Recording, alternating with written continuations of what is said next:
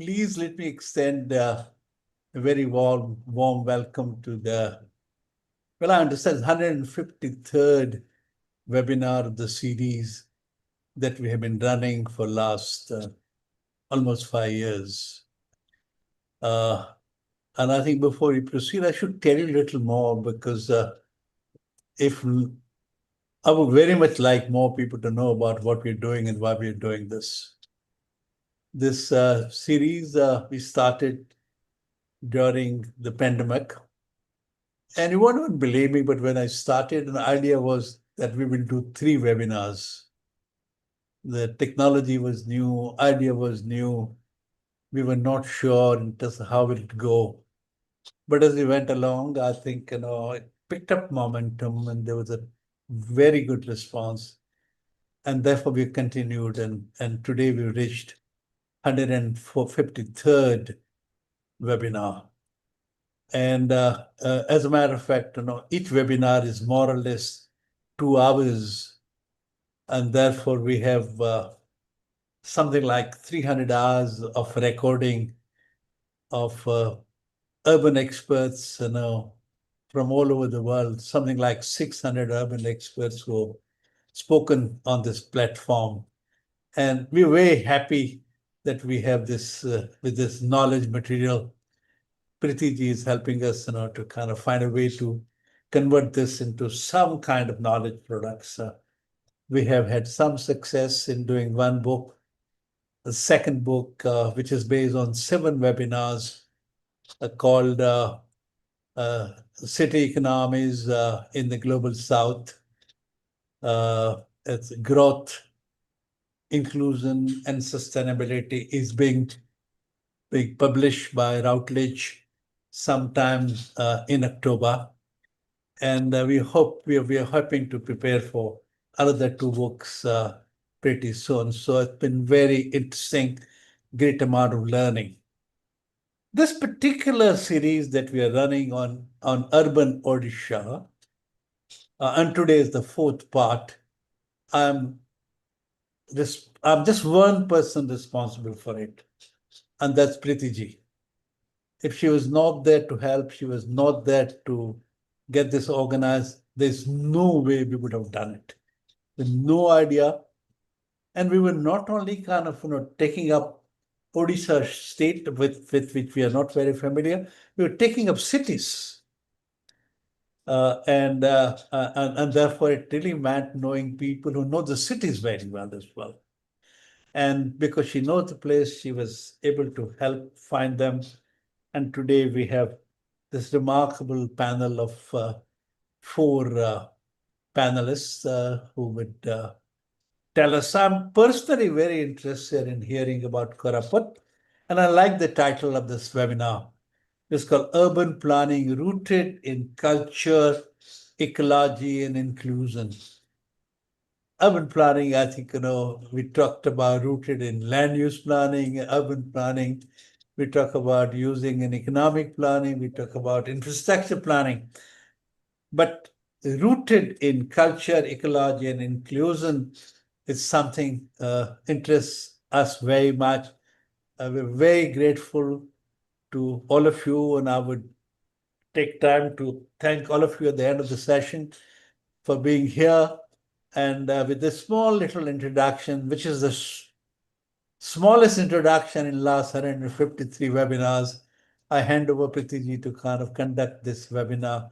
Thank you, Preeti ji, and I look forward to hearing all of you.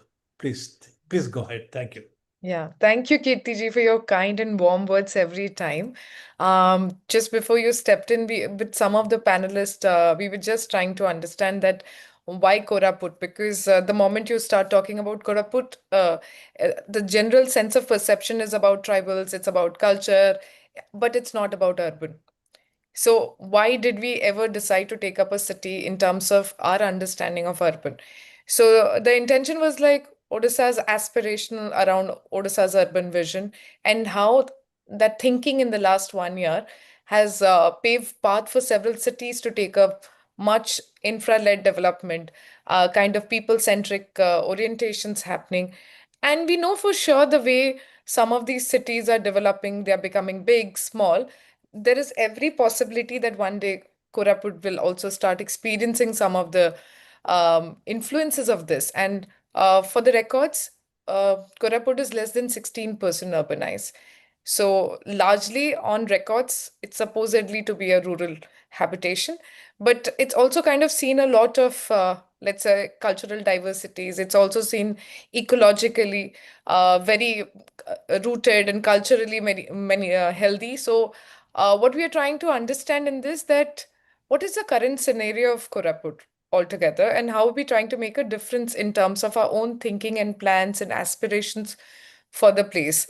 So I'll start up with Mr. Bidyut. He's been a pioneer. He lives in Koraput. He's spent close to 3 decades or more in Koraput, and he's been working very closely with the Adivasi communities and truly understands how livelihoods and some of the community participation has been. So, Bidyutji, I would like to hear from you first that take us through a journey of understanding Koraput better and what has been several challenges in the course of your understanding of the place. Thank you, Preeti.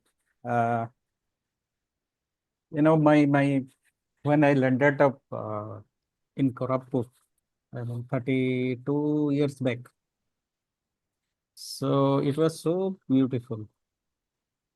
What you told, it's about the people, forest, hills, water bodies, waterfalls, so many things. Yeah, it's a.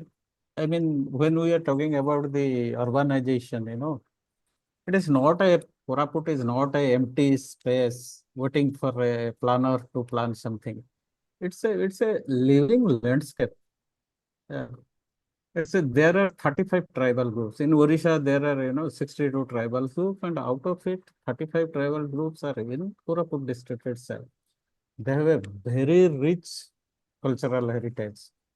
And their dance, that their dress, their ornaments, their sacred groups, their language. I mean, so many mother tongues.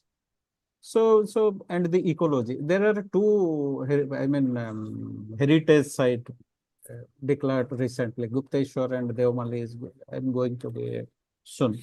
So when we are talking about the urbanization, so my concern is whether these urbanization planners, whether they will erase all these things or they will recognize all these things. It's a, I mean, what we, I mean, it's a living museum, you can say. Yeah. So, but traditional planners, they hardly bothers about this culture and everything. It is not a real estate to plan. That is my point. Because, I mean, if any kind of a future urbanization we are thinking, now if you will go even in Bhubaneswar, so their thinking is like if you will put some Sora arts on the wall, then it is travel. So that is the understanding at present this people have, technocrats you can say, but Koraput is beyond to it. So I'm just giving an example. Suppose each tribal group had their own natural dyeing and weaving practices. It's completely managed by the tribal women. And hardly you will find anything now. It vanished completely. So only one is in Kotpad area.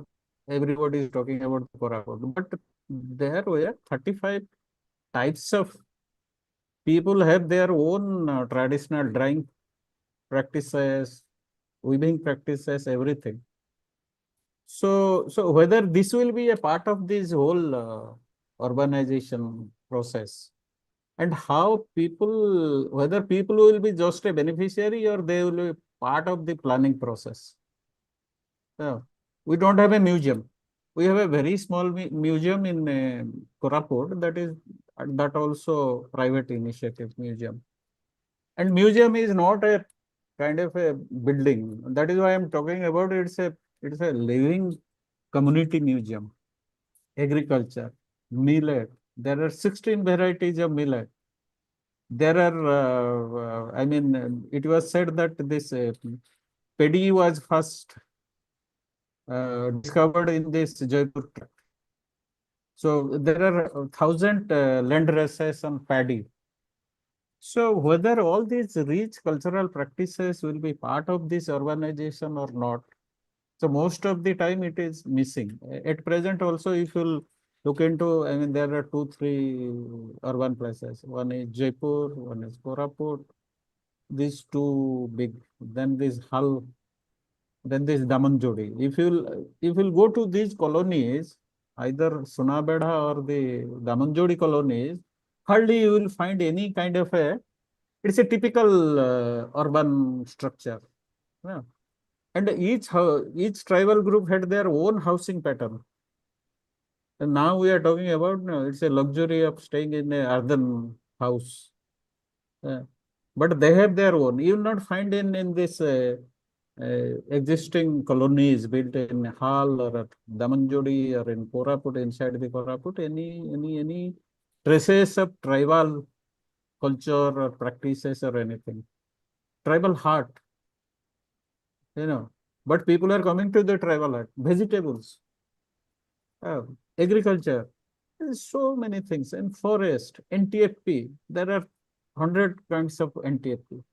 There are herbal medicines are available. There are traditional herbal practitioners are available. It can be a Kerala like a situation.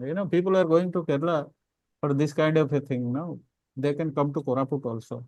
So if that planning will be, I mean, if planning will be inclusive of all these indigenous knowledge, their wisdom, so it will be a great urbanization plan. Unless there will be buildings, concrete structures will be there. And now people are going in large number, this tourist, and they're just polluting everything. I'm praying God, please don't come to Koraput. If you are coming, please don't pollute our place. So people are also, there is no infrastructure, there is no awareness. So these people are coming and polluting. You just can't imagine. I forgot to, I'm not going to the regular places where these thousands of people are going there, just dumping their plastic and everything, liquor bottle, everything. You just can't imagine. Every place is, now this Kaudiyas are going, no? This is Ravan month. We have a very good place called Gupteshwar. Very good river. It's a cave. Temple is there. So there was no practice of these Kauriyas going there. So now thousands of tons of plastic lotas, they are taking this, what they call this, with the plastic, and people are there to serve them also. Plastic thermocol. You just can imagine. I filed a case in NJT against this and got a degree. Also this forest department, district administration, they told that no, we will not use it. It's a 6 years back. But what to do? So any kind of urbanization or urban planning, they should respect the nature, Mother Earth. Now most of the sacred groups. So what happened? Some of these so-called planners, they decided, Preeti, they will protect the sacred groups of the tribal people. They build a boundary of the sacred group. It's a small boundary. They cement boundary. They destroyed everything. So these tribal people had practice that. So during their festival, so all the villagers will be around that sacred group. They will sit, they will watch what their priest is doing, what is that, because that is their god. But now they put it is a traditional thing. Most of these people, temple means there will be a boundary and everything. So they put a small boundary, cement boundary. So some places people are just breaking it. So if the planners don't have that understanding of tribal people, their culture, so this kind of disaster will happen. Yes. So how these people can be a part of the planning process. They should not erase all these things. We don't want Delhi in Koraput or Ahmedabad in Koraput. We need Koraput as a Koraput. Very true. Sorry, Very sorry. true. No, Sorry. very well said. It's all from the heart, and I really understand what you're talking about. It's a disaster that is going on at this point of time, and no one talks about it. No one thinks about it. And it is not only concrete jungle. What you're saying is very true. We have such huge, great traditions, and especially when you're talking about travel culture, which is tremendous. We don't want to see its remnants even now. That's what is happening. And I wanted to ask you this question, that if you got to train planners who will be sensitive to this, understand this, and no one else will do it. Koraput itself or the Odisha itself will have to do it. Yeah. Sorry, huh? Thank you. Thank you, Vidyutji. And with this, actually, I'll try to bring in Priyadarsini into the conversation. Priyadarsini has been part of several discourses nationally, internationally, and also she's been leading a lot of work with children. And she's worked also extensively in urban slums. So I would like to hear some of your thinking around it. Like Bidurji was talking about changing of cultures, transitions, and we've seen that with the shift in language, with the shift migration pattern changing, Priyadarshini, a lot of I think a lot of detrimental effect have come to how the emergence of urbanization has been for places like Koraput. So would like to hear your thoughts around it. You're mute if you try to talk. Thank you, Preeti. And thanks for choosing Koraput for the discussion. Like, I have a lot of things experienced in Koraput. So to start with Bidyut's statement, so urbanization should not be viewed only as the growth of town. Rather, it is a process. So a lot of changes are happening with urbanization. So it's a change of livelihood, it's a change of food pattern, it's a change of community feeling, culture, and everything. So where the child is, the ecology of childhood is totally changing with urbanization. So earlier the child was used to have whole settlement as a space to play and as their learning environment. And from there, the urbanization, they are limitizing themselves. So there is a lot of limitation of play space. So no place to play. So they have to they have to take themselves in a smaller space in their home. So, and Koraput offers a very important lens for understanding urban childhood in a culturally diverse situation. So, as Vidyutji was telling, so it's a mix of many cultural groups. So, it's a center place to which connects with Nabarangpur, with Raigada, with Gajapati. So, it was used to be a place where all the cultures are mixing. And along with that, urbanization is another thing happening. So, where the child is in this whole process, so very important. So, the child is suffering a lot in the urbanization process, which is never seen and never addressed by the urban planners, I'll say.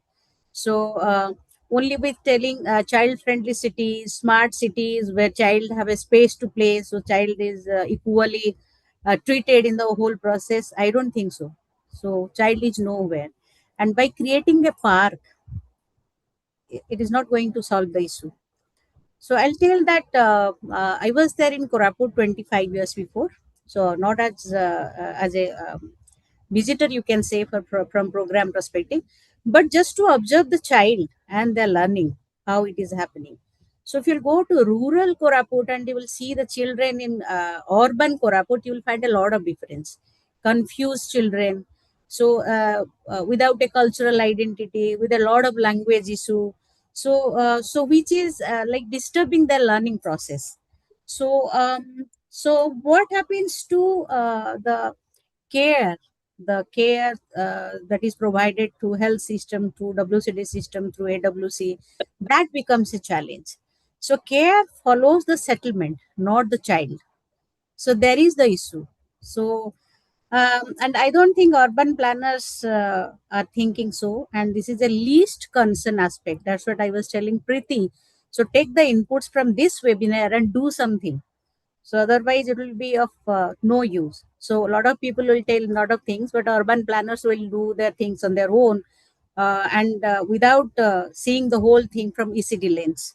So the changing settlement and neighborhood creates a lot of trauma for the child. Trauma in the sense less open space to play the child is having, and no community feeling. The language is a issue when they're coming to the urban. In urban, they speak a link language, particularly in Koraput. So it's a Desia language, which is a link language. So which is not any tribal language. So the child have to learn that.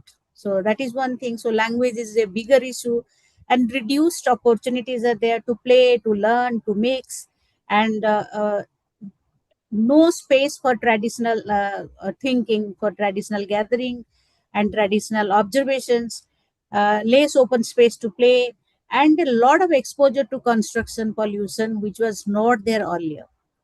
So that becomes a challenge. Maybe this is a scope for their parents or for the elder person of the family. They are getting a better livelihood opportunity, but for the child, it is like just to trying how to transit. And in the whole process of transiting, the learning process gets affected, and the development process of the child also gets affected. So migration also changes the caregiver ecosystem, right? So in the caregiver ecosystem, the child have to either be with the no parents in the home, or be at the Anganwadi center if it is available. Other than that, there is no caregiving ecosystem for the children. Then the child have to the young child below 3 years, they don't have a scope to be with any elderly parents. So that is one other thing. With urbanization, care economy should be equally addressed. So there should be opportunities in urban during urbanization. They should thought about care economy. So where the young child will go if the both the parents are working and going for work for morning 8 to late evening, so the child is left behind without any care services or any stimulation or anyone with them for proper care. So that is one thing I'll say. So, and another thing is uh, what happens to the caregiver giving points? For example, the Anganwadi center, the sub center. So does that follows the child? So during this migration process from in urbanization, the child lost all these care services. So a lot of dropouts in immunization, a lot of dropouts in the Anganwadi care services, and also in health services. So that is one thing which the child gets affected by urbanization. And the other thing is plays, which is uh, the most required stimulation for the young child, that gets affected. So there is very less place. So the child have to keep inside their house with the screen nowadays, with the screen. So very small, only indoor activities the child can do, and without parents and without elderly care support. So that is for young child, play is not a luxury. So that is essential thing which the children must have opportunities to play. So that gets affected. And coming to the culture and language part, this is the most difficult part, because mother tongue, as we know, so in the early learning process, mother tongue have a great thing to do, and this is the most important facilitator in the process of learning. But here the child have to come from mother tongue to other tongue. That may be a link language like Desia, but again the child have to learn. So adult can immediately follow the Desia language from other language, but it is very difficult when the service providers are talking in some other language and the child is learning, and the child is not able to follow that language. So culture and language, that is also another barrier. It happens through urbanization. So is the child in the center is getting affected with many things, as I told. So, which is not addressed by the urban planners. So, broadly, they tell we are taking ECD lens, but practically, I have seen. So, no planning is done with ECD lens. So, that's it for now. Thank you. I would thank you, Priyadarshini, for bringing these lenses into discussion, and also kind of shift to Sanket ji to say how in Koraput some of the evolving tourism aspect has evolved over the years. Because while in a lot of European places we see that high incidence of tourism is also kind of creating more detrimental effect. So, for something like Koraput, how is it coming together?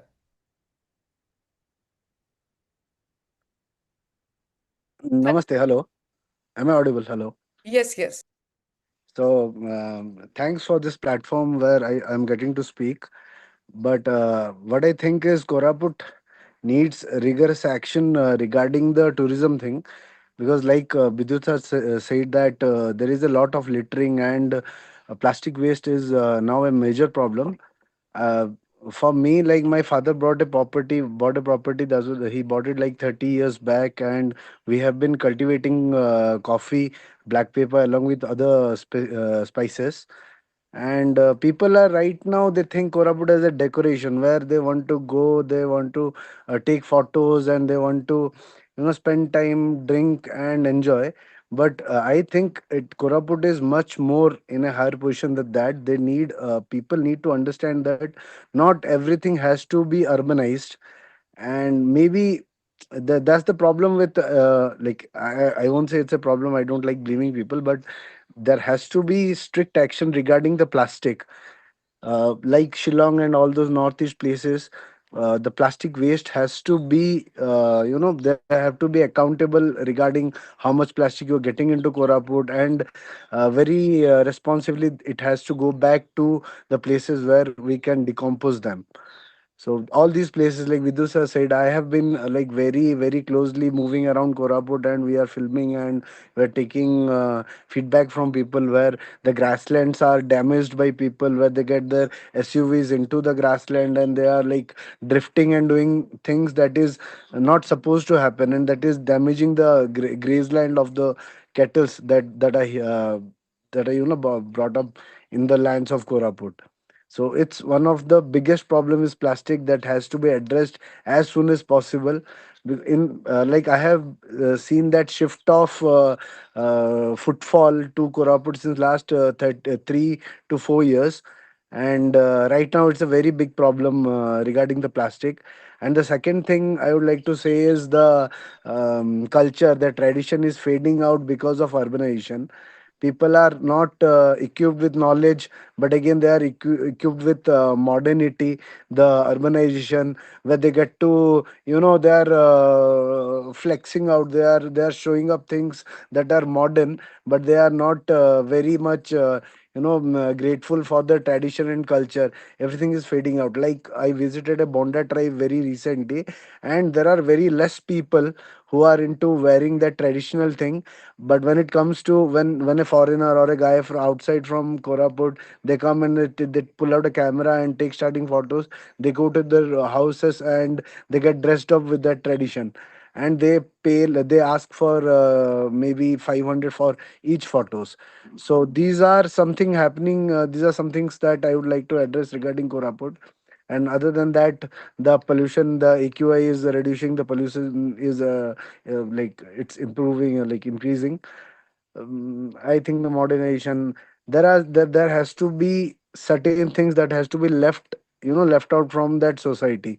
But that's not happening. People are, I would like to say, I was because we are into hospitality, we have a resort, like, it's a coffee retreat where we like host people. And along with that, I think it is important on every individual that they ask people to be humble to the people of Koraput, and treat them like with the kindness, because people the Koraput, the people from Koraput are not actually habituated to the urbanized setup, and they see it as a alien thing that is coming down to Koraput. So it's there are a lot of things, like it's probably sitting on this video call.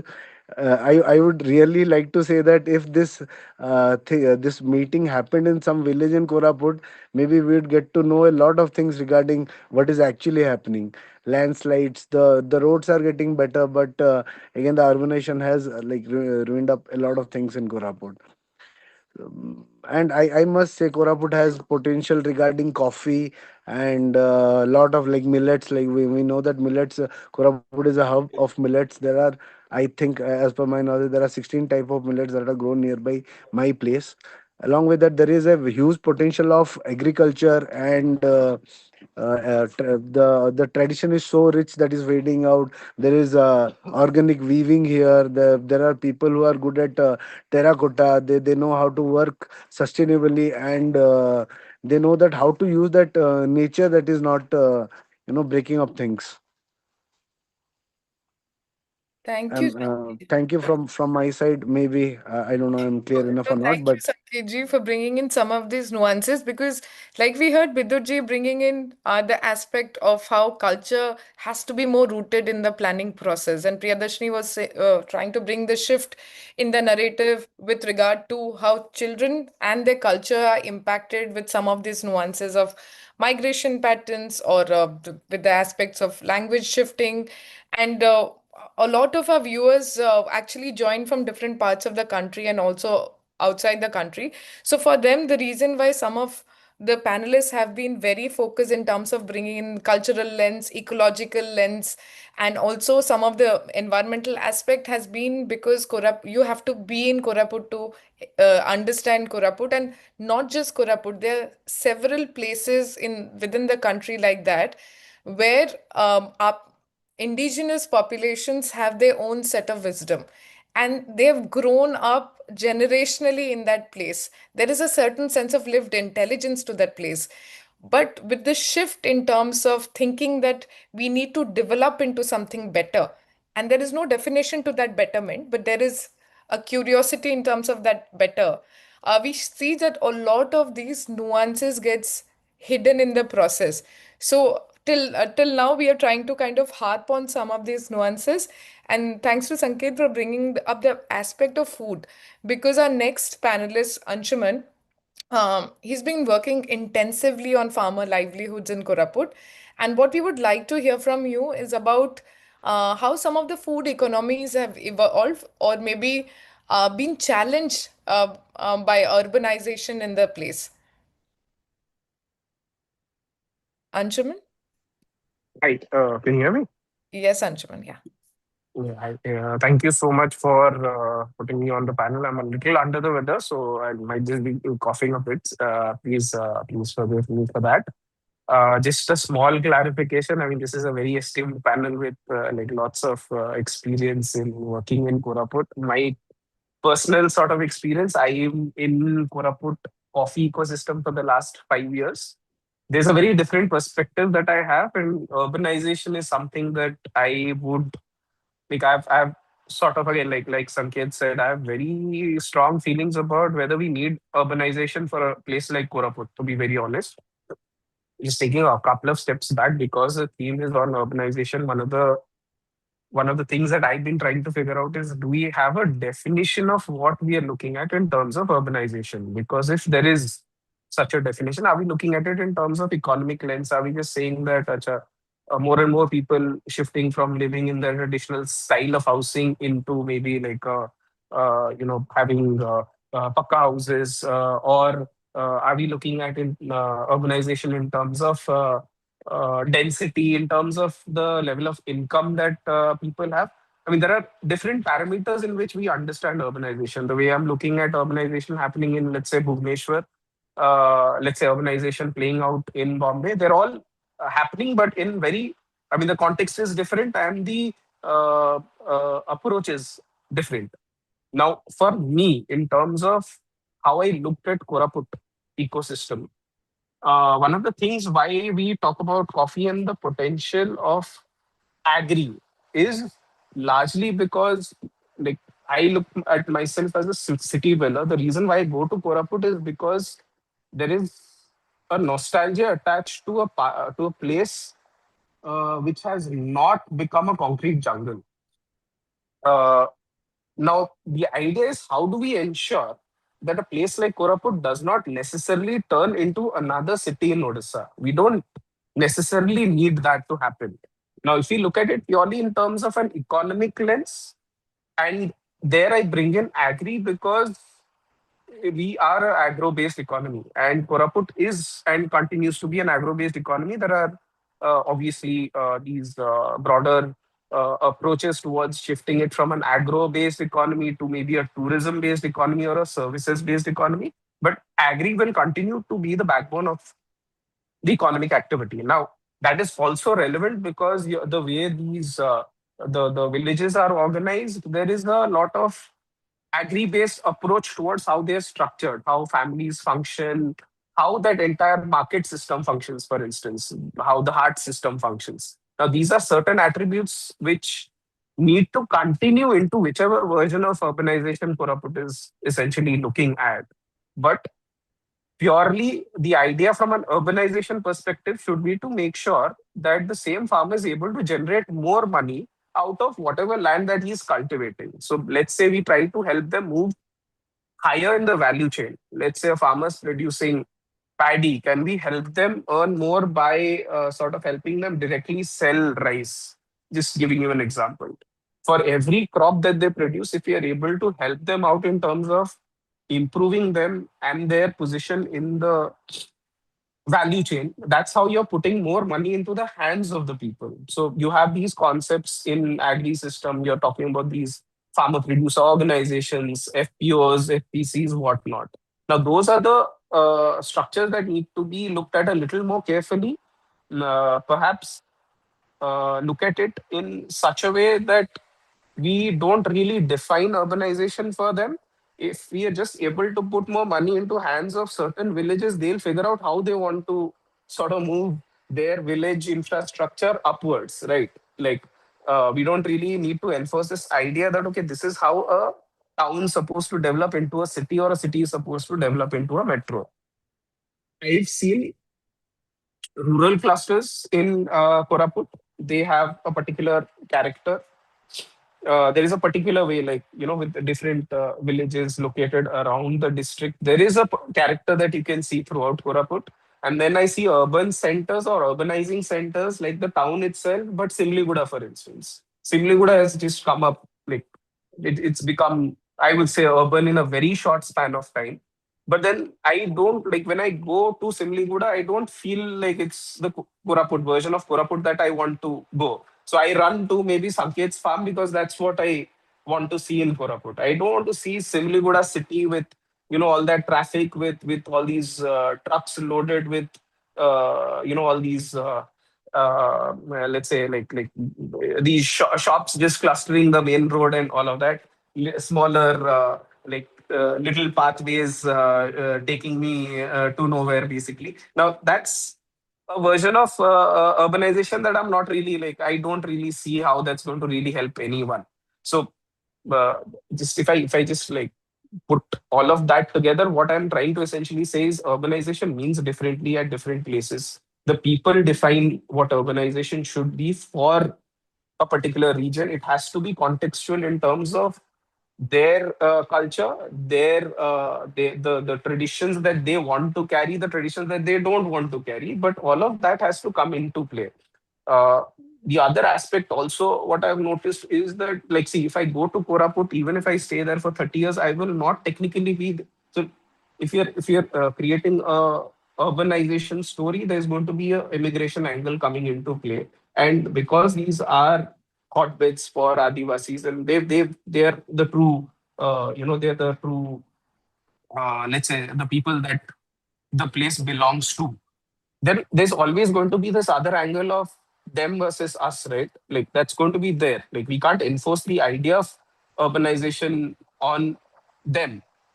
So that is another aspect which needs to be taken into consideration. So how inclusive are we? Are we listening to them in terms of trying to understand what urbanization is and what they think urbanization should be, or are we just trying to take this particular idea of how a urban city in India is, and then we are just translating attributes into this particular region? So that's essentially it. Like, and agri is going to be the backbone, and what I'm saying is agri has to be connected with farmer income, and there is a way in which farmer income can go up without unnecessarily, like, we don't need to set up industries there. All that we need to do is put up small manufacturing units, give them the control, let them produce higher valued, uh, I mean, at all these urban centers, we're essentially consuming processed food, right? Which we pay a lot of money for. Let the farmers move up the value chain, sell that directly to me. They'll earn more money. I'll consume whatever I'm consuming, cutting out the intermediaries.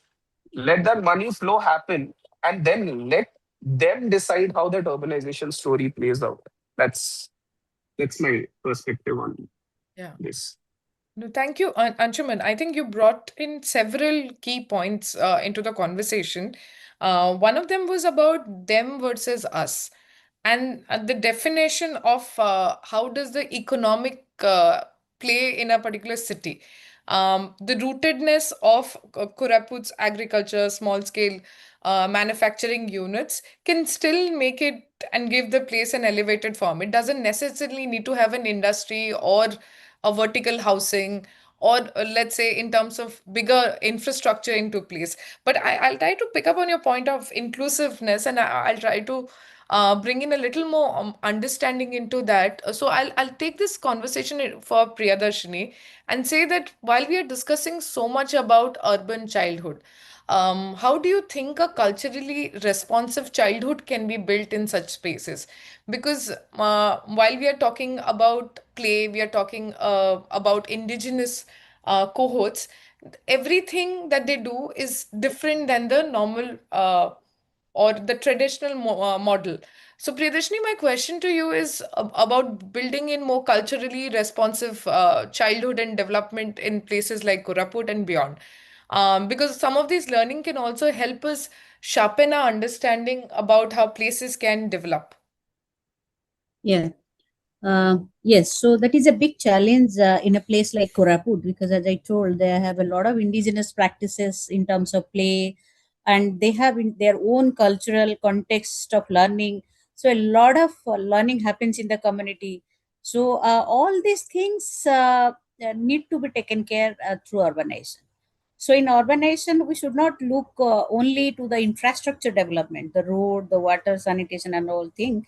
So child care and child should also be addressed as an important entity in the whole process.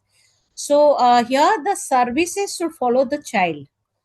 That means the services offered in Anganwadi centers, in childcare spaces like in creches. So there should be a mother tongue approach in all the things. So that is one important thing. The conversation and the communication to the young child must be in mother tongue. So that is a priority which I'll say to save the culture. So and in the process of activities of play and stories, lorries, whatever they have culturally, that need to be documented, and that should be communicated to the child in the young age to strengthen the learning. So as we all know, the from known to unknown is the process of child learning. So in the known thing, we have to take their cultural identity, their cultural heritage, the stories, stories, lullabies, the toys they are used to play in the community. And the most risk part is there is no documentation of all these things. So if sometime and during the process we just want to translate the whole thing, so there is no scope for the current worker, for the current training to refer. So as you know, they don't have a script. So the most important thing is documenting the cultural practices in terms of all these things what I told. So that is very helpful for the child learning. So that is one thing. And from my experience, I'm telling that in urbanization, the child is the most suffer entity, you will say. There is neither the ULBs are owning the child, nor the department is owning the child. So there is a confusion between the ULBs and the department person. So particularly the ULBs, they never accept them as their child. So and we all are speaking, today children are tomorrow's citizen, and the young child's mind, and in thousand as and in 6 years of time, 90% of brain development happens. So the child need to be stimulated, the child need to be exposed to many things for stimulation, which is lacking in urban context. So whatever urban context you can take. So my suggestion will be just to store all those things in a documentation form, just to start documenting the cultural things will be a better way, and involve the community experiences with the early children is very important. Like the community people need to be invited in the whole process, and there should be a community participation when we are designing a curriculum for the young children.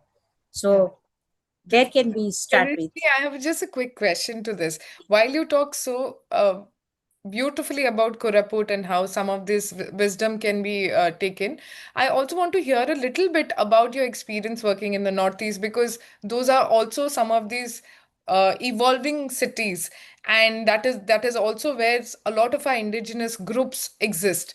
Do you see similarity in terms of how children are evolving in these spaces, or how governments are proactively looking at townships or our urban center, factoring in this young children or the communities at large?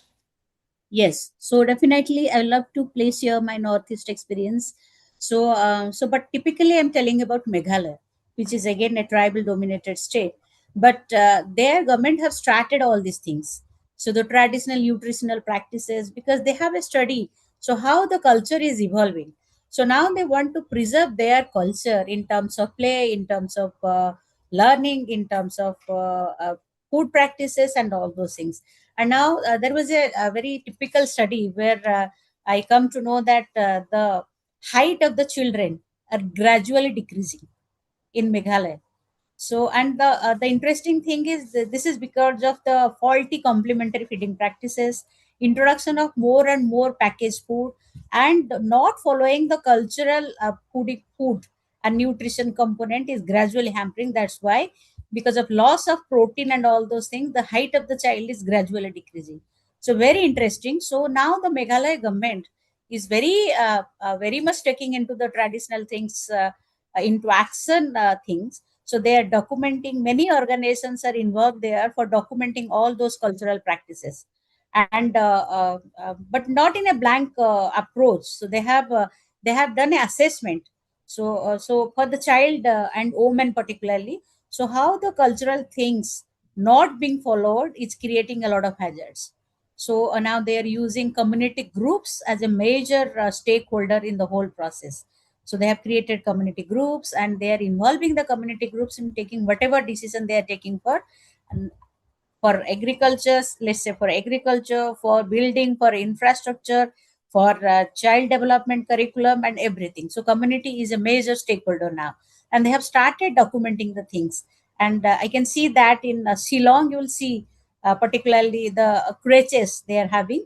So they're also giving care economy as an important part in the whole urbanization process. That is very nice thing to see in Northeast, particularly in Meghalaya, because both the parents are working since and the child is being neglected. So they have created a lot of space for child, and care economy is the most important part they have taken in the urban policy. Excellent to know that, Priyadarshini, that how some of this urban thinking can also be shaped and rooted in culture, and also taking into factorization our children, because they will be like the next generation, and there has to be a retention of those kind of traditional wisdom in terms of how they are growing. And interesting parameter, you said that a lot of their development milestones are also now not being met because of not following some of the traditional food patterns, or not accessing play traditionally. So interesting to know how some of these developed phases of urbanization can also trigger ripple effects in terms of how milestones of young children is met. And I'll just try to bring in Bidyutji into the conversation, because while a lot of discussion was happening, we tried to hear a lot about the sacred groves. And you had personally mentioned the forest, the water system, the biodiversity, and the ecology of Koraput. So, Bidoji, what I would like to hear from you is about how do you kind of plan for this landscape? Because it's not just bringing in technical people who have an understanding of planning. How do we do that in the best possible way? One of the avenues that you had put forward was in terms of bringing in people's participation. But please help us define and understand some of this thinking. You're on mute, Bidyut. Yes, sorry. So, I mean, there is a disconnect between economy and ecology. Like for giving an example, like this coffee. Okay. So our district administration and the Odisha government is now, because Koraput coffee is famous, coffee and coffee and coffee. Okay. So we don't need a coffee concrete. I mean, coffee jungle. And coffee is not a biodiversity. So nobody has planned. Suppose Koraput, this is the landscape. We need this much of hectares of coffee only. We know what happened to Kerala, what happened to other states for this rubber plantation and other thing. So now coffee is there. Everybody is talking about coffee and coffee and coffee. But coffee will not protect the biodiversity of Koraput. Okay. I mean, there should be a threshold level. I mean, that kind of a thing somebody planner should think. Then that it can, there are two paper mills. They thought about only the eucalyptus. So there are many eucalyptus. Forest department wanted teak. They planted teak and teak and teak. So hardly there is any kind of a that level of thought that I mean in search of economics, completely ecology is forget. So how giving respect to the ecology of Koraput, biodiversity of Koraput, how we can also have economics and which is benefited for the local people, anybody. So, I mean, that kind of a sustainability, what we talk about now, nobody is thinking like that. I'm giving an example. Suppose the other thing is also happening that kind of a thing. That can this lemongrass, you know. So people started planting lemongrass and lemongrass and lemongrass. Now government is talking about now this vanilla cultivation, the high value, it's economic. But they are putting this polythene seeds. There is a technology, they will put on the farm the polythene seed and they are just dumping that. Now, in terms of getting a high value crop, how you are destroying the local economy? I mean, same earning somebody can earn from the millet also, from paddy also, if importance will give it to that part. So these are the, I mean, we have to think 50, 60 years ahead. Ecology, how balance can happen, and how there will be a connect between the ecology and the economy. For other example, we are not talking actually for any health issues. Though we have a medical college in our Koraput, people are running to Visakhapatnam or either to Bhubaneswar. Throughout district, not only Koraput, that undivided Koraput, the 4 district people, they are running to the Visakhapatnam. Each day you will find for education. So Priyadarsini is talking about the education. Hardly this any infrastructure is available. People are also running to Visakhapatnam, Bhubaneswar, or any other places. So what about that? Forget about the mother tongue. Mother tongue is the secondary, but there is no tongue, you can say. So I mean, for a Koraput children, Adivasi children, The nearest forest is a park or her park. The waterfall is or her playing ground. Uh, so this kind of if the planners will not think about it, as I told, sacred grove, they are weaving. I just giving you an example. Just 30 years back, there were 45 cooperative societies. Now only 3 exist. There are only 380 weavers left. Uh, but I mean our 2-3 year experience with working reviving this tribal heritage of weaving and natural dyeing, it's giving a very good. I mean young girls are earning very good amount. No need to running to the Tirupur to just to earn 6,000 and 7,000. And that too, lot of sexual exploitation happened in this process. Many girls are committing suicide because of that. And so there is need to think of how this whole urbanization can strengthen the local economy. So it is not just somebody will. I mean, the administrator are thinking like cheap laborers are available in Koraput. Let us recruit them, send to the urban places.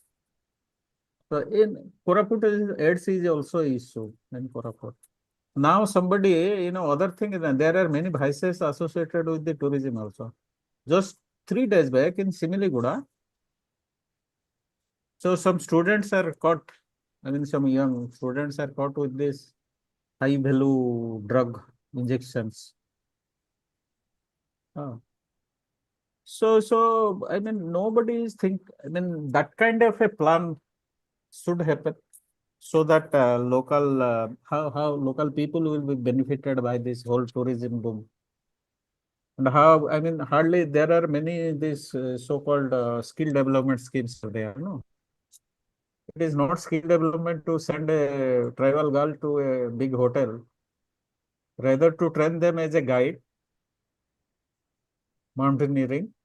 Those people are coming. How responsible tourism can happen, how local villagers can benefited by this kind of tourism. There is not a, I mean, many times we have visited Meghalaya or any places. Clean village is also a very good earning source. No, Sacred Grove. I paid 100 rupees to visit a Sacred Grove near Meghalaya, but we have thousands of Sacred Grove near to Koraput. So that can be also earning. So one tribal person, young person, guided us. He explained about the what is this tree, what is the use, what are the gods, this kind of a thing. So it can be, if that proper planning will happen, I think how to strengthen the Koraput local economy. How do you see the role of local arts, the tradition? Because that is also so much immersed part of actually places like Koraput. Yeah. So, I mean, there are one hut in Koraput. It's called Ankadeli hut. That is very famous hut. So most of these foreigners used to go there to visit because that is just adjacent to the Banda Hills. So they used to come to that Ankadeli hut. It is on Thursday. So you will find lot of these foreigners going there. And this tribal women, Banda women especially, they used to come with their own ornaments, beads, little their ringa, from natural dye. And I was once there.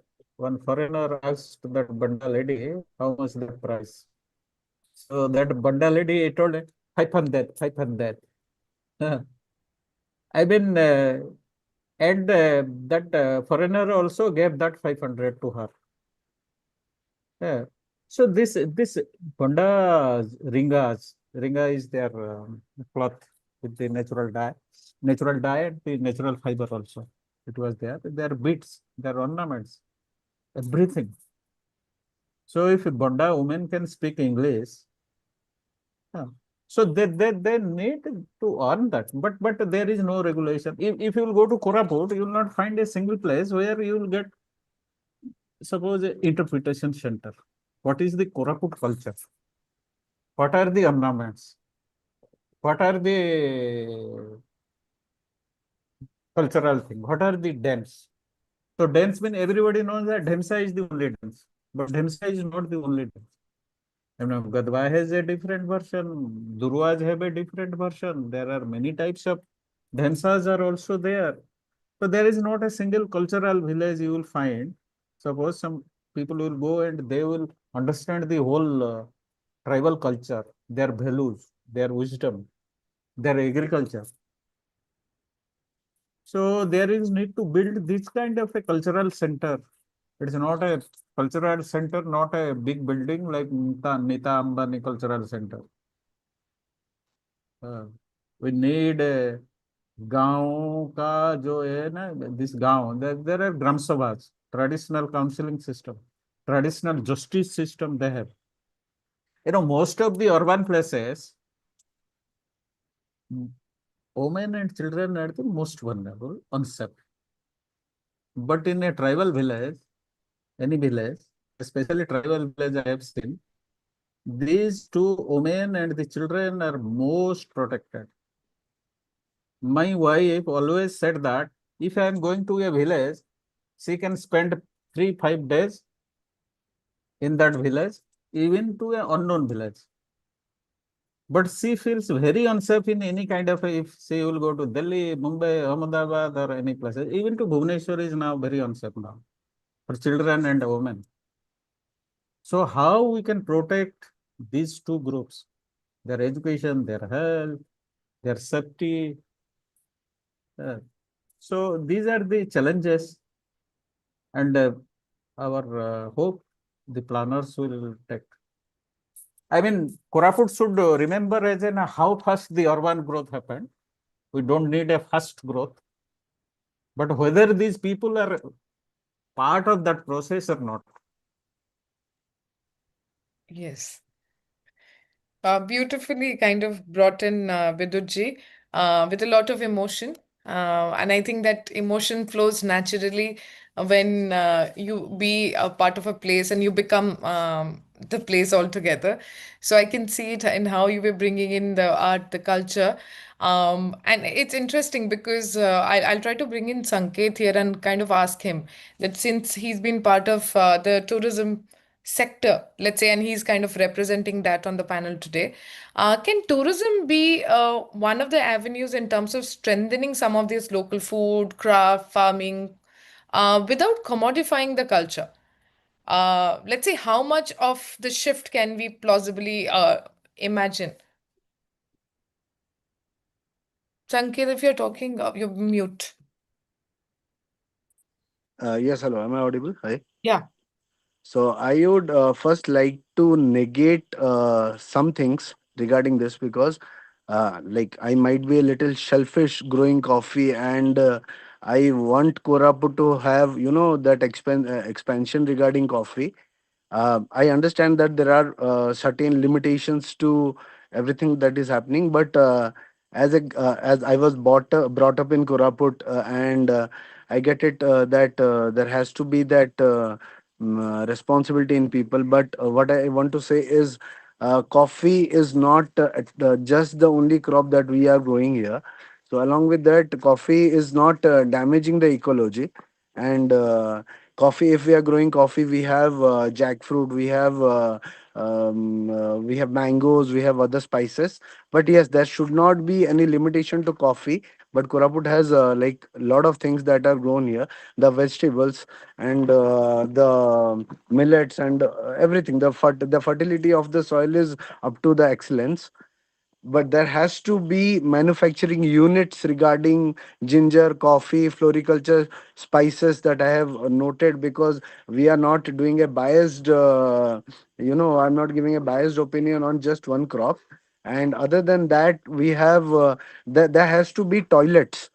I mean, the administration is, developing toilets and lavatories in the villages, but no, people are not at all given that education regarding using the toilets, because they are so acquainted going to an open field and doing all that daily chores. But they have to, first get the education regarding how to use a toilet and what are the benefits of it. And other than that, I would say, if urbanization is, I think, I mean, in my perspective, urbanization is maybe selling things, the capitalism that is coming, because everything, moves around money. And if we are trying to sell things, then it is very important for people who are coming down to Koraput to buy things. That is how we can capitalize the rural, aspect of Koraput. And it has to be capitalized. Maybe today, maybe in someday in future, it is definitely going to be, urbanized and capitalized. But the only way we can make it in a very different way, where uh, the people from Koraput has to be, there has to be shops regarding organic vegetables. There had to be, instead of Reliance making a mart here, there has to be a mart where people can go, like the normal crowd. Like, I think myself as an invader who came from, my home was Barampur, and we came here, we settled here. We could be with people, and we tried to, make a cultivation, and we have been employing like 30 to 25 to 30 people around the year, and they are all the female, the audience of the nearby villages.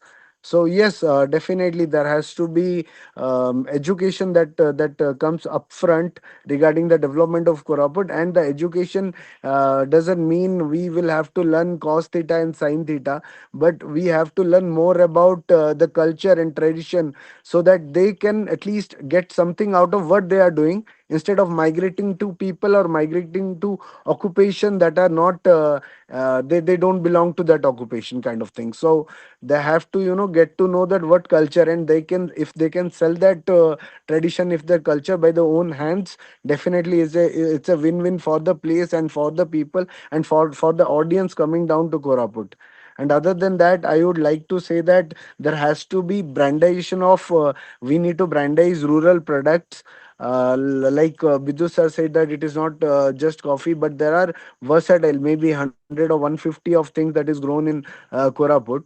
The vegetables had to be, they have to be brandized. Like, we know that Koraput is now in getting that crop of strawberry, like in recent years. They are growing up strawberries. There has to be polyhouse to be introduced to the farmers, that can, help them grow the agriculture with ease, and they get that. Now that is what that is the only urbanization that these people from Koraput have to, go through. And I don't know, I have a lot of points that I have noted. And there is one more thing I had in mind. If you are having a lot of mosquitoes in your place, it is not, you don't have to smoke up the entire place. Instead, we have to invest more on the remedies, like they are given with proper ointment, and maybe nets where they can sleep. So it is not necessarily we have to, put chemical into this place, so that we get the, productivity out of it. It is the remedies that has to be upfront to, discard that urbanization. But again, this is urbanization, putting education is urbanization. And I would say, like, sir, just I'm not at all trying to attack Vidyut sir with my words and all that, but eventually we had 60 coffee farmers, and that has it has gone down to 16. And I personally think that coffee, if not coffee, there has to be something. But it is the land that is giving everything. So it might be coffee, it might be haldi, it might be ginger, it might be millets, it might be vegetables, a lot of vegetables. But some people are also growing Sanket, you there? I think, There's a disruption. yeah. Sorry, Um, sorry, sorry. Am I audible? Sorry. yeah. I got a call, so please pardon me regarding that. But I am not trying to negate or being offensive. But yes, we need like a lot of things. but it has to be marginal. It has to be very motively done for Koraput, and because it is a very sensitive thing happening around Koraput, I just don't believe in concentrating on the negatives that is happening. Negatives are basic things that we have to do it. But as a grower of coffee and very recently getting into hospitality is okay, but like sir has said, drugs and all that, it has to be checked. And that's all of all my time. Thank you for getting this. Yeah, Sanket, Preeti, Preeti, just a yeah. minute. So my point was the monocropping. You Huh. know what happened of this, any kind of monocropping. So Hmm. there should be a plan, what happened recently in Kerala because of rubber plantation and also this tea gardens, Hmm. Sir, the exactly. big, exactly. So my point was any kind of a monocropping up to one level, not destroying the, I mean, we don't need a coffee forest throughout Koraput. Hmm. You got my point? So Yeah. once it was a eucalyptus monocropping. Yeah. Exactly. Eucalyptus So have actually yeah, built the so soil. Yes. so so I mean that kind of a planning needed. Hmm. It's not only coffee or I mean many other Yeah. things. No, no, with even Sanket's point and with Ji, your points, what we're trying to do is that how the future urban development can actually protect some of our forests, the biodiversities, the water systems, while also what I'm hearing from some of the conversations is about urbanization also brings together a lot of service delivery. So we are talking about having access to water, having our toilets in place. So while there is an expectation that urbanization has to bring in some degree of ensuring that there is access and adequacy of some of these basic services into a place, but there is also the curiosity in terms of how some of our unintended pathway, like you're talking about the monocropping patterns, can also have a very difficult influence in terms of our biodiversity. And that is what something that we need to be truly mindful of in the process of places like Koraput. And thank you for bringing in perspective. I'll just seek a bit of question for Anshuman. I think while we've spoken a lot about coffee, what we haven't actually tried to understand is in terms of the agriculture. So while you talk about the agro-based industry in the earlier part of your conversation, how do you think some of these economies can blend into the development process?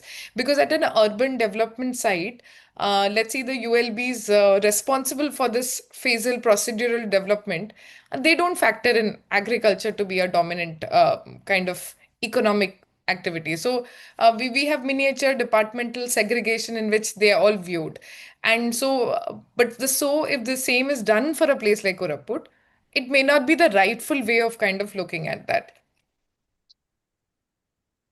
Yeah, I think, see, that's been the crux of what I I have personally been trying to put, like, the entire how much of a role does agri continue to play, and how much of a proper policy orientation is needed, because we have this vision that we want to be developed, right? So this entire urban concept is coming from this Odisha vision.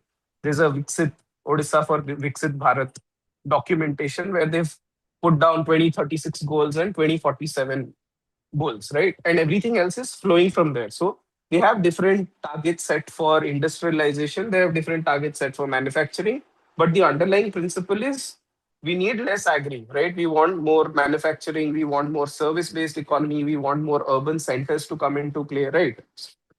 Now, the perspective there is the basic human need for food. Now, you need agri to support that. Your population growth is going to happen. They still need food. So your farmers going to continue to be the backbone of the economy. The idea is not to put, and again, we can't start putting a lot of pressure on land in terms of trying to improve its productivity. Now, this is why a place like Koraput is so beautiful, the traditional practices, the agricultural practices that has been followed since generations, I don't think the entire objective there was uh, it was not about marketing the produce, right? It was essentially about sustainability. These principles were already part of the practices that they were following. They wanted to make sure that they were able to utilize whatever resources that they had to produce something that they could consume enough, and probably save for the future. I mean, that's essentially how the food security aspect of it has happened within Koraput. The larger thread is when we have started putting out these policies for agri, it has always been about pushing the farmer into producing certain hybrid crops, or let's just take the example of rice. Like the idea was, the policy was, we wanted to give certain rice varietals because we wanted the production to go up. Why did we want the production to go up? Not because the farmer should be eating more. It was because he should be producing more than what he consumes. He can take it to the market, sell it so that someone can buy, process it, and then make it available to the urban markets, right? This is where the dichotomy of what we are trying to essentially achieve through urbanization will come into play. When we are trying to build more urban centers, we have to look at agri in terms of two things. One, producing crops for food security. So those are your staple crops. You have to figure out a strategy so that that's available in sufficient quantity so that your population can eat. But the other part of it is, how do you make sure that a rural economy is sufficiently strengthened so that they don't need to set up factories and manufacturing units? Just giving you an example, Eastern Ghats. Now, Eastern Ghats, if you're able to cover the Eastern Ghats with more trees, biodiversity, and make money out of it, you don't need to give it to an Adani or whichever other mineral companies, Vedanta, to dig it up and try to make money out of it. I mean, the whole point is, at some stage, we are also looking at it in terms of like urban. I mean, I'm trying to just like, the more we talk about it, urbanization somehow is coming into touch with things like better income, better earning capability for people. Now, an agro-based economic development model can exist for a place like Koraput, and we need a balance between agricultural production for food security purposes and producing high value commercial crops, because that's what is going to eventually give more money into the farmer, into the grower's hands. Now that is where the vision document, if you'd see, by 2036 apparently Odisha is going to be top five, top five manufacturer of export oriented agricultural products. Those are all part of the policy, but how are we going to get there is not put into place. Now we have a larger vision for the state, but how does a particular district, with all that it has to offer, how does that translate into high earnings? We are trying to bring more earnings. There's a defined target in terms of how much more income we need to put into the hands of the farmers. But how do we get there? We still don't know. All of this is eventually going to put more and more pressure on the land.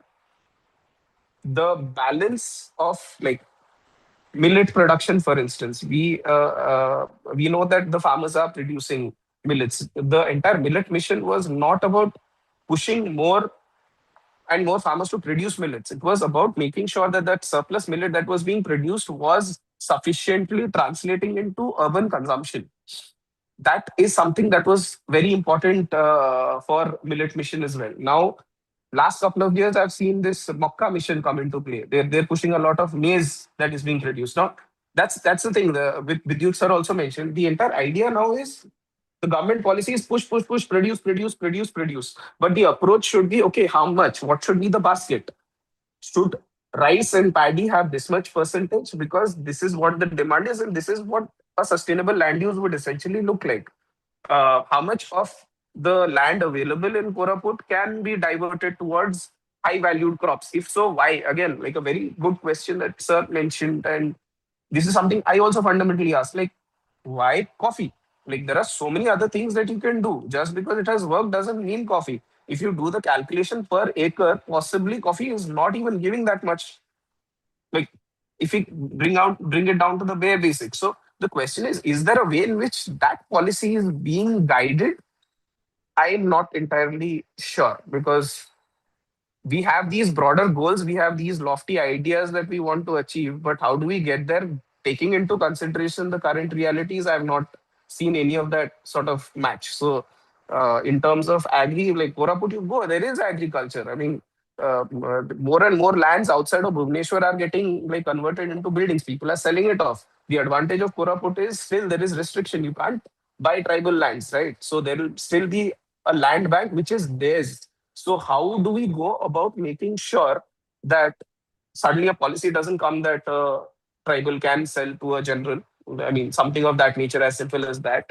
And making sure that whatever land is available, are we able to make a policy where we are able to identify specific baskets where land use is permitted for certain kind of agri and for, let's say, for food crops and for cash crops. You can start building in. It's similar to what they do with the zoning guidelines, right? What should be residential versus what should be commercial within a city. You can do something similar for agri as well. So that balance is very important, but you can't just produce more millet and expect the farmer to earn more. It's not going to happen unless the farmer is producing, let's say, something ultra processed like a ragi chips. The farmer is only producing in his own factory and selling it to a urban center. You're not going to be able to take the farmer all the way to that segment of the value chain. No, absolutely, Anshuman. Now, before you kind of go away from the flow of the conversation, I would want to give three practical suggestions in terms of if tomorrow the vision document for Koraput is being drafted. What are the top three things that you would have recommendation in terms of its urban growth and development? See, again, going back to the fundamentals, I would want to define urbanization in the context of Koraput. Without, you can't have a standard definition of what urbanization is. I don't think that really honestly works. How, like, I would say within Odisha, there are different sort of cities developing in different ways. Koraput needs to have its own approach towards urbanization. So, I mean, like any policy document, you start with defining what it essentially is. So, I would say first start defining what your rural economy based, rural urban again. When I mean a rural economy, I mean we still can continue the same village model and call it urban. I mean, I don't see a disconnect there. Like, unless we have a very different definition of urbanization where we mean that, okay, we need to have these many people with this infrastructure. I don't see like how we cannot be able to define urbanization in the context of Koraput. Number two is it's a different zone in the sense that, again, land bank and land use is going to be very differently working within Koraput. So let's have a mapping exercise done. Let's try to understand the topography. Let's try to understand what is the percentage that is sensitive, because biodiversity is something that is very important. But in what way the biodiversity has already been affected by years of, let's say, very simply podu cultivation, like that has affected biodiversity.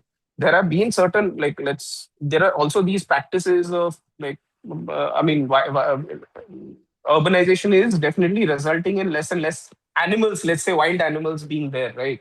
So how do we sort of monitor land bank use, which makes sure that we don't compromise on those aspects of the growth? We still want our native trees to be there. We still want the native birds, the native animals to continue in thriving numbers. Culture, of course, culture, heritage, tradition, all of that comes into play. I'm no expert on that, but that has to go hand in hand. So when you identify these broad parameters, effectively, it's a question of how best do we make use of this land? How do we allocate what part of the land is used for what purposes? And overall, if you see the growth right now, I mean, it's the same. Like, over a period of time, what government decided that, okay, let's put up a Nalco plant because that's going to help you develop the socio-economic condition of the region. They try to put a HAL there to develop the socio-economic condition of the place. So that was one way of looking at it. Now they're giving out these leases for extraction of minerals. They're giving it out because there is mineral there, and I mean the ultimate purpose, I suppose, is socio-economic development. It will lead to probably more employment generation, all of that. But how do we make sure that we also have a similar model for making sure there is socio-economic development, but which is more rooted in an agricultural based ecosystem. That's should be essentially the approach. Perfect. Glad for putting some of this very nuanced thinking, because the idea is that while we understand there are certain challenges that are existing and continue to exist, how do we kind of blend some of these in the best possible ways? And Biduji, I'll just try to bring you into the conversation. And here I would want to also ask you the similar question that if Koraput for you had to urbanize, what would be the top three ways in which you would see that it should urbanize in the most healthy way?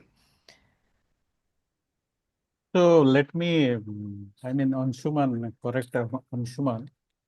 It's a biodiversity is not destroyed by the food cultivation. I have statistics. And food cultivation was most sustainable by the tribal people. So it was destroyed because of illegal logging, rich people. They need more furniture, more wood. These are the reason, not by the um, food cultivation. So people are not responsible, tribal people are not responsible. Rather, they have protected. We are working on this first commons. Recently, we organized a jungle katha in Koraput. We invited the most of the elders from the tribal villages and they narrated their story. Kya tha? What was their story? What is the behind their tribal village deity? Each village you will find a deity, village deity, Nishani, Hundi. There are so many names. So what is the story behind it? So they narrated a beautiful story and also how it was destroyed slowly. And what are the challenges they are facing now, and especially women. And this land bank, government has created a land bank, forgetting about the people. Recently, just 2 years back, we conducted 10 villages mapping of commons. These tribal women, they mapped all the commons. So interestingly, we found out that these commons are declining like anything. In a village also, 30 to 40% declining of commons. And commons resources are also shrinking. So government is looking, there is a customary law exists in Koraput also with tribal villages. So maybe in a revenue record, that is a different thing, but for villagers, that is a different thing. That is the difference. Now government has created a land bank, taking all the common land from that village to their bank. And that will be distributed to for any kind of so-called development process. Forgetting about these people, their customary rights, their community rights. So these are the things. And if you list out 3 things: ecology, biodiversity, it should be inclusive to any kind of planning, urban, rural, or anything you think about it, and the people, culture. First is ecology, then the culture. It should be an integral part of it. And the participation, governance process, participation of people in the whole governance process. So these are the, I think, 3 things, and the safety of women and children.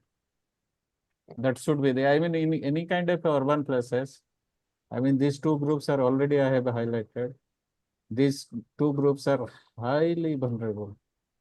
It's a very unsafe. So how that safety can be there? So I think these 3 things are very critical. Yes. No, thank you for bringing them. I wanted to hear this from you. And we'll just shift a bit to Priyadarshini. One thing that has not naturally, the initial part of the conversation, there was a lot of conversation about air quality, there was conversation about heat. But towards the interim, we didn't find much Western understanding of with the transition. How much of the climate impacts are being experienced by Koraput? And so, if Priyadarshini, if you can bring in some of these nuances into the conversations. Yeah. So definitely climate have a lot of impact on child development. So in context of Koraput, I was telling earlier that the childrens are now exposed to a lot of construction sites and a lot of infrastructure making and pollution things. And as I told, the air quality also, since the child at a height of 95 cm during at the age of 3 years is exposed to a lot of poor air pollution, you can say. So definitely the air quality is getting hampered, and so also the child. So a lot of ARI is happening, so acute respiratory infections, and that is one of the major cause of death even. So and because of poor health, the milestone development gets affected. So climate in Koraput now, Bidyut ji can tell the climate is like at a worst condition in Koraput now, which was supposed to be very pleasant earlier. So and the child, so earlier I was telling you, urban policies should take child as an entity in all type of planning. It may be a road planning where there should be a safety protocol, safety place for the children. It can be a boundary where it should be we should create a learning place for the children. It can be sanitation, it can be water. Whatever in urban policy they are planning, the child should be taken care as an important entity. So also the climate. So a lot of climate thing is happening in Koraput. So I was telling about Northeast. So you have to pay money to be into the sacred forest. You cannot keep your waste bottles, plastics in their tourism area. So they have make it a law. But in Koraput, if you'll see, a lot of places like polluted by the tourists in the name of tourism. So that need to be a best part. We can consider in tourism also, that again the child, so the pollution, the climate need to be addressed in urban policy. And climate change, either it can be heat, it can be cold, or it can be, you can say, the air quality. So everything, by everything, the child is getting affected, which is not taken care by urban policy.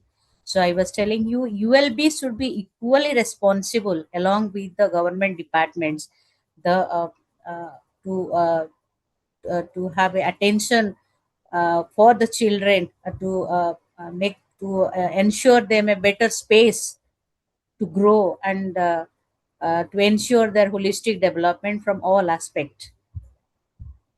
Okay. And do know, great Priyadarshini, and I love it how a lot of your conversation brings out young children, and that is also in urban planning globally, also in India, also child-friendly spaces, child-friendly development has been a bigger, larger set of agenda, and especially in the kind of cohort of young children that we are trying to discuss in the scope of Koraput and alike, it is so critical at this junction.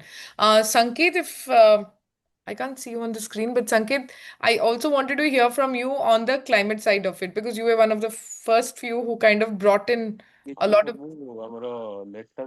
Yes, ma'am. Hello. Hello. Yeah, Sanket. Yes, ma'am. I have shortly list some points regarding what should be done, and let me be very precise and short about it. It's first that we need to manage the plastic. Plastic is the major problem, like ma'am said, and I have some solution to it. There has to be recycling plants in every 50 kilometers. That is one major thing that will boost up the health of Koraput and regarding everything. And maybe to get more into it, we can talk about plastic converting into roads. So instead of putting a lot of money, we can recycle that plastic and make good roads. And then the next thing I could sum up to is, if we have culture, we if we have tradition, we need to brandize it as a what do I say? It has to be GI tagged regarding what we are doing in Koraput. Like I don't want Andhra Pradesh to inaugurate an airport in Bhugupuram and makes a Guinness Book of World Record regarding the highest people in Dhamsa. So it was recently done, like it's just 5 or 6 days back. They have hosted a inauguration of that particular airport, but they told it Dhamsa to be an Andhra culture, but that's not true because Odisha is not getting that recognition. This is happening all the time. Like there is some invasion of space regarding every, like it's an entire circle where the community of Koraput is somehow tagged by a certain state that is nearby to Odisha. And let me be very clear about it. It's Andhra Pradesh that is happening. Sanket, So is there a voice nearby you? Because some of us are not able to. I'm really sorry, ma'am. I am in a public space, but I'm really sorry for that. If and that is happening, Andhra is trying to take away some lands of Odisha and also the reputation that Odisha, the Koraput culture has. And another thing that the last thing maybe yes, this is the last thing I would like to address. It is forest land. We will have to bring up a lot of forest in Koraput that might be man-made, but it has to look definitely like it's a biodiversity created naturally. So other than that, I don't know if this is enough for Koraput. I might come up with a lot of things definitely lately, but yeah, Thank for you. now this is all. Yeah, Hey, thank you, Sanket. Preeti, just a minute. Yeah, Yeah. just Yes. yeah. This what is his name? I'm Yeah, just Sanket. No sense. Sanket. Hey, yeah. No, just this state boundary is just a administrative boundary. Yes, yes, We are working definitely. in Nandapur, most of the bordering to Kotea Andhra is Pradesh. Ayud. Just a minute. Kotea is one place. So, same, just a minute. So, Yes, sir. same Paraja, same Kandha, they are living so-called in Andhra Pradesh. This Paraja is a PBTG in Andhra Pradesh, but not in our Odisha part. So, Dhemsa is not a Odisha thing. It's a tribal thing. Wherever Dhemsa, so they bordering to the Andhra Pradesh in Araku, Sileru, Paderu, all these are tribal people, and here, I mean, their marriage, social gathering, everything is assimilating. So Dhemsa is not confined to only Koraput, I mean Odisha. It's a tribal specific dance, and the same Poroja group is a Dhemsa, especially this Poroja, the Odavas people they used to dance. So they are also part of it. Yeah. So Sir, some but people were again, telling like that it is Odisha, Koraput, oh, le gaya. That is not the, I mean, real issue. Yeah.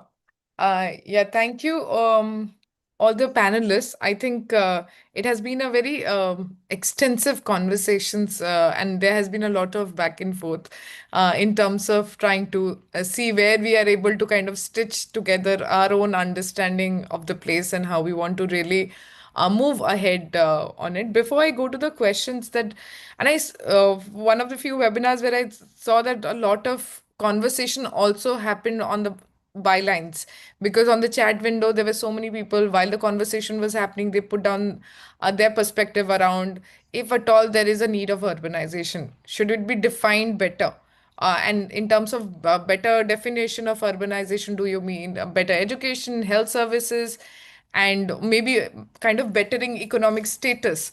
So a lot of this kind of understanding came together from some of these questions. But before that, I will just kind of pass it on to Kirti ji, and because he's always been somebody who kind of summarizes it. I don't summarize because I get a little biased by the default of being from Odisha. So it's always good to hear Kirti ji's perspective when he brings in how some of this discussion has taken its course. So thank you,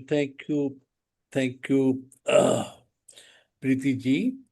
First of all, Sanket Bhai, I want to kind of seek your apology I'll tell you And why.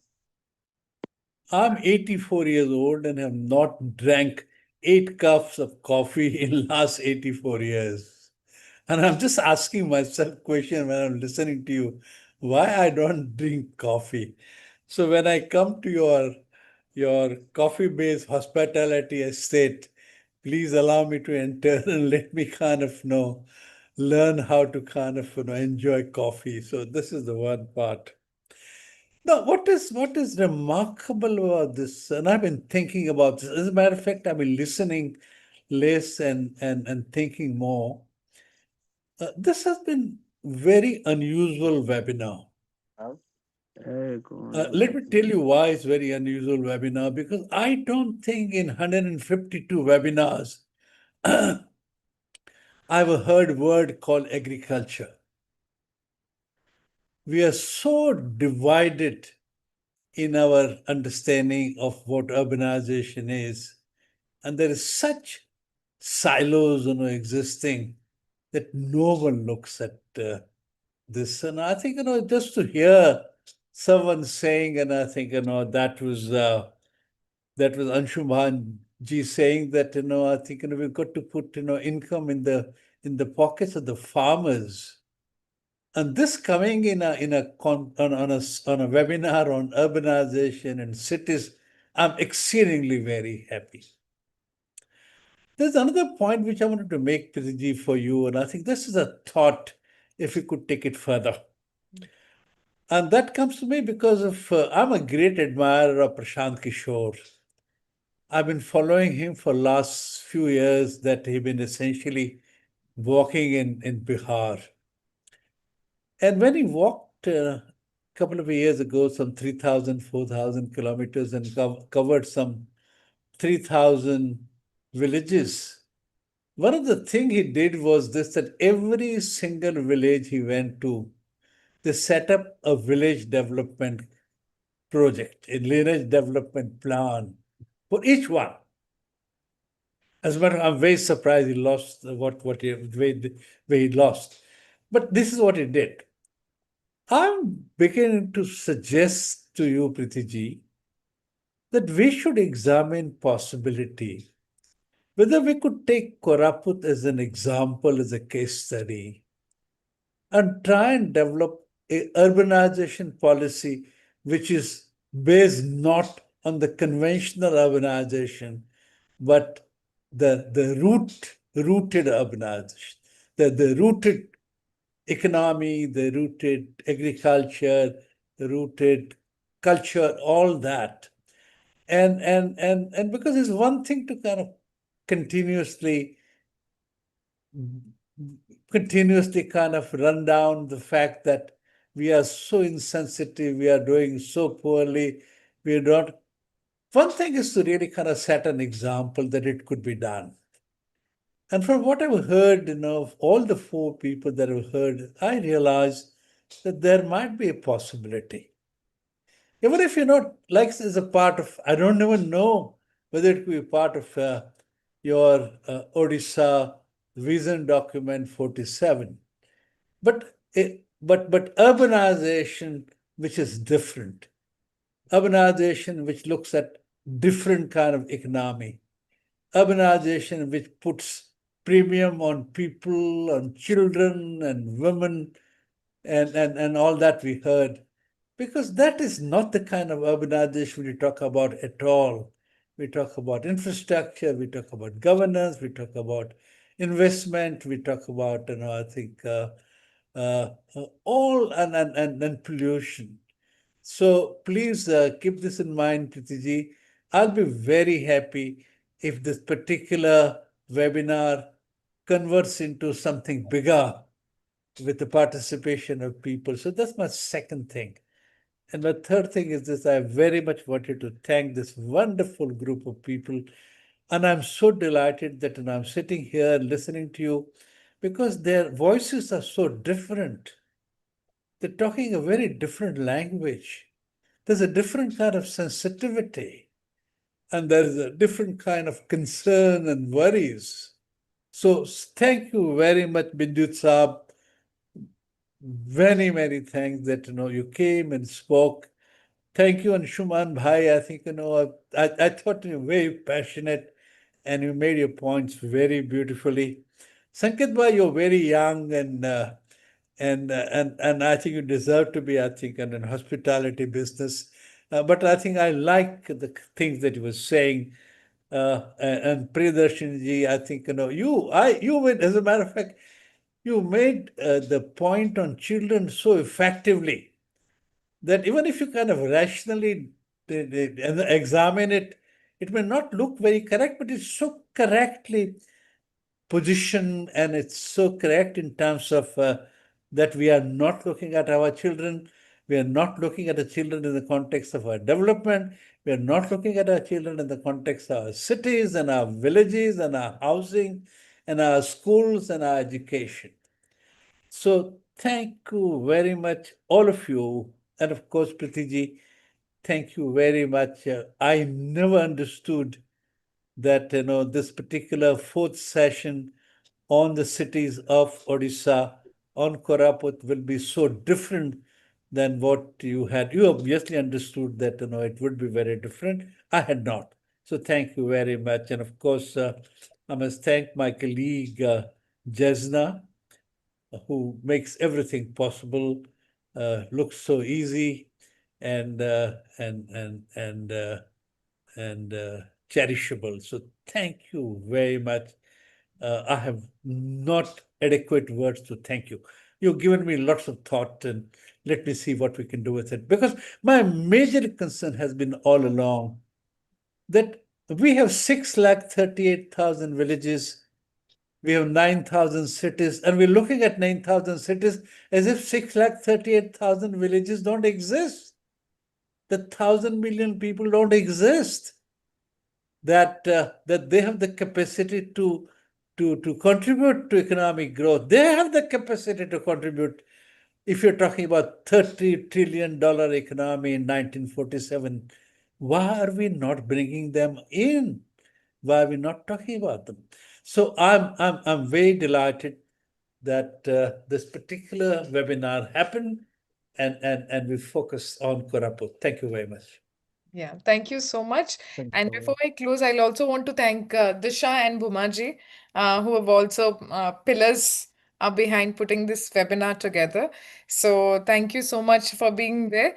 And of course, to why we chose Koraput, it has been in conversation since 1.5 years now. When we were trying to pick up cities, we picked up Raulkela, we picked up Barampur, Bhubaneswar, Cuttack, Puri, but Koraput. And then you're talking urban, and how does it come together?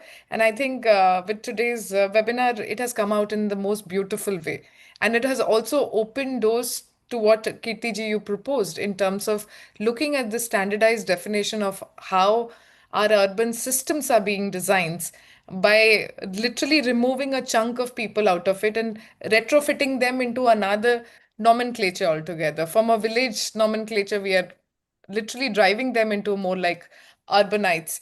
So thank you, all of you. Pretty late now, but thank you so much for being Thank part of you. this. Thank Thank you, Thank you. you. Kirti ji, and thank Thank you all you. the Thank you. participants. Yeah, Thank you, Thank you. sir. Thank you, Thank you. everyone. Thank you so Thank you, much. Bidyut Saab. Thank you, I think, Preeti ji. Thank you, Priyadarshini ji. Thank you, Sanket Bhai.